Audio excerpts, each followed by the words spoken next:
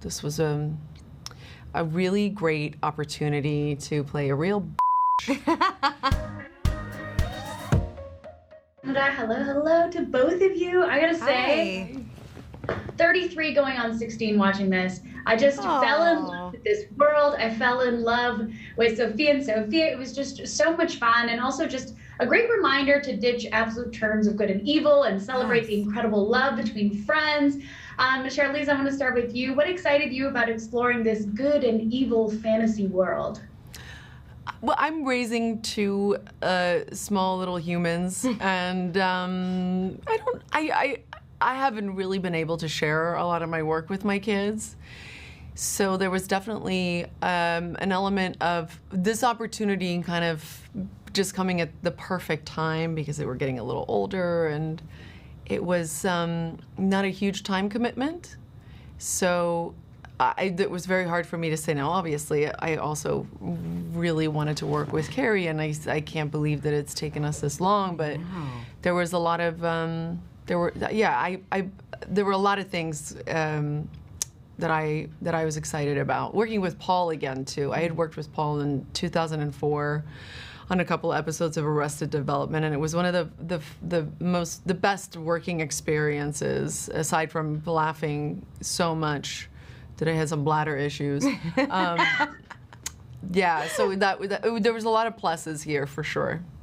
Bladder issues included. Like, that's when you know it's so good, is that when there's like a bladder issue, you still look back on it and you're like, that was great. Exactly. That's how I think of Paul.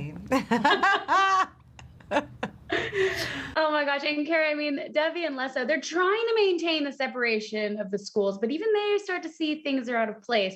But what do you think keeps them following the status quo time and time again?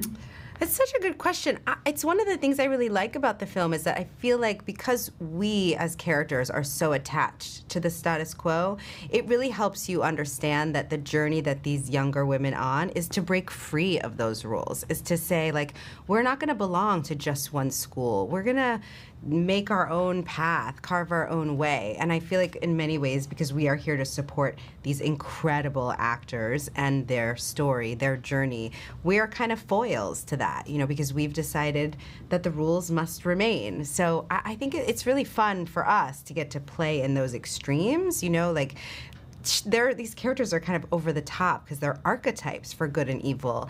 But what we learn in the course of the film is that, you know, humanity is much more complicated and nuanced, and you live in the gray a little more than not.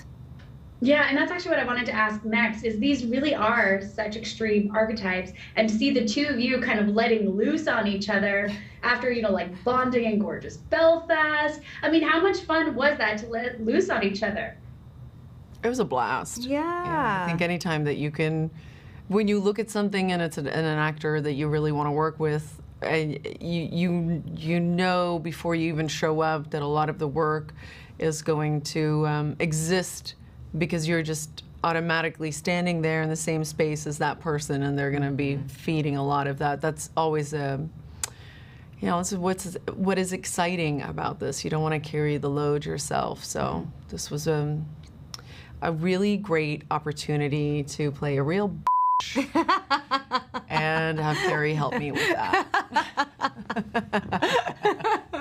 It was really fun. It was really fun to play off of each other. It became like a dance, and to keep finding new beats and moments and nuances in the performance, to keep trying to surprise each other and make each other laugh, and it was good. Yeah, this was my favorite moment.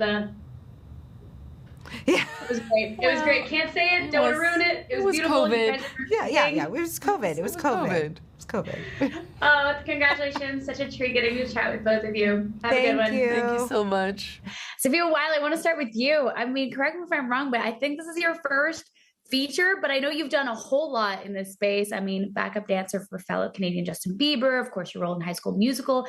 But this, I mean, how did this experience help you grow creatively even more so than all the other things you've done? Yeah, this film is unlike anything I've ever been a part of. I've always loved the fantasy genre, so getting to do that was a dream come true.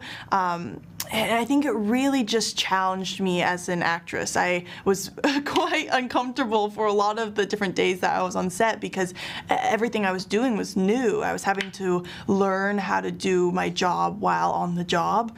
But that's honestly my favorite part of all of this. It's a very vulnerable state to be in, not always having control or the exact preparation, but just doing things on the fly and learning as I go. I just really enjoyed it, and I think it definitely helped me grow as an actress, and I'll be able to take this experience on to my next.